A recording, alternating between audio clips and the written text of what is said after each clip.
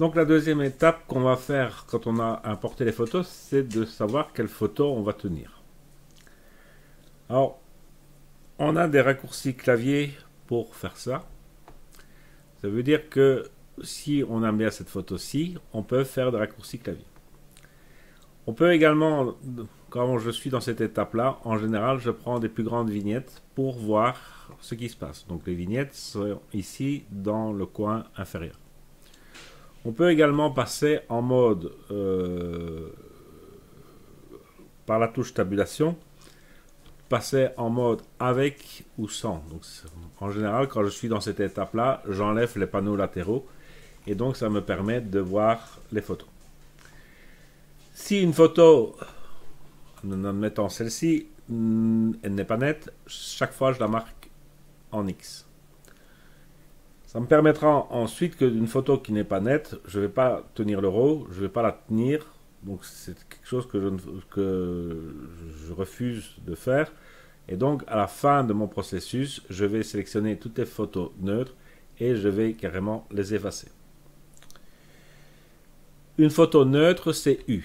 Donc elle n'est ni marquée ni rien.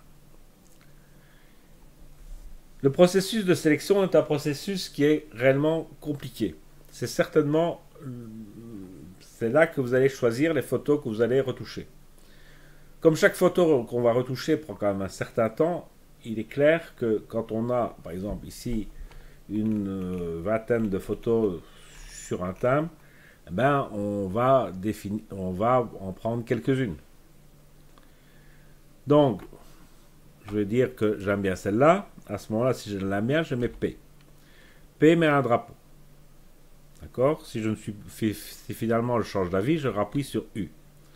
Si la photo était floue, j'appuie sur X. Je rappuie sur U pour la faire redevenir neutre. Et donc, à un moment donné, ben, par exemple, je vais prendre cette photo-là que j'aime bien. Je vais mettre un drapeau. Je vais dire que celle-ci, je l'aime bien aussi. Voilà.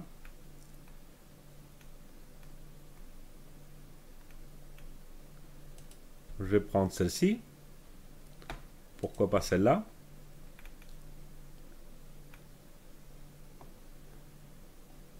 Et je vais dire que je prends celle-là. Donc, j'ai ici quelques photos que j'ai retenues. J'ai ici une barre de filtre. Si vous ne l'avez pas, il faut aller dans Fichage, Affichage la barre de filtre ou on n'affiche pas.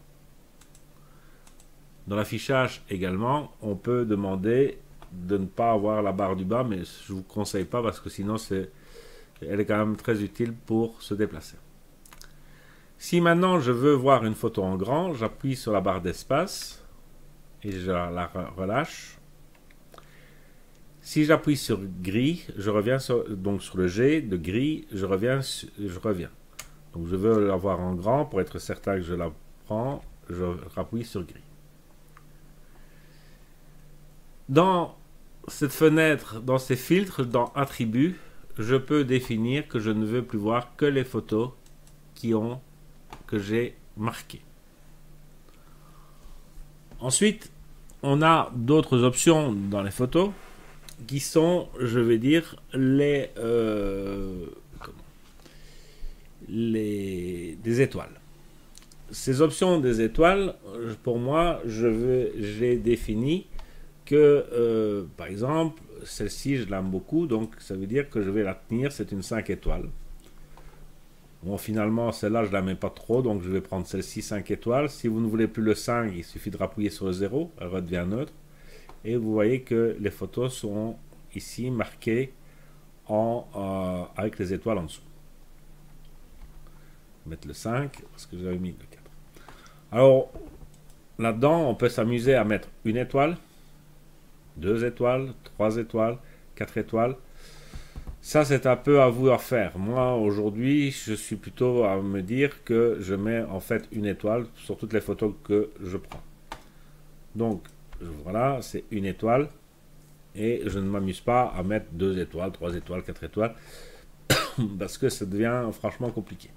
Celle-ci, je vais lui mettre une étoile. Ensuite, toujours dans ma barre des attributs ici, je peux demander de ne plus voir que les photos que j'ai mis une étoile. Donc ça sera mes photos que j'ai décidé de retoucher. À vous d'inventer votre processus pour le faire, mais c'est réellement le processus qui est indispensable. Au-dessus de ça, il y a encore les couleurs. Les couleurs, moi, je les utilise d'une autre manière.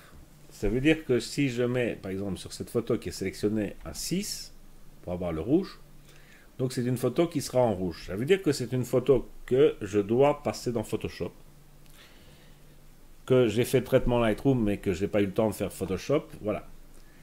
Le 7, pour moi, qui est le libellé jaune, parce qu'on ne peut avoir qu'à libeller, c'est une photo qui a été finie, mais que je dois imprimer et que je dois préparer pour l'impression. Donc, chacun va se servir de ces couleurs de la meilleure manière possible pour sélectionner des photos. Donc ça, c'est la manière, je vais dire, rapide. C'est ce que je fais, je vais dire, 9 fois sur 10. Maintenant, on a des cas où ça devient plus compliqué. Donc, et ça sera pour le tuto suivant.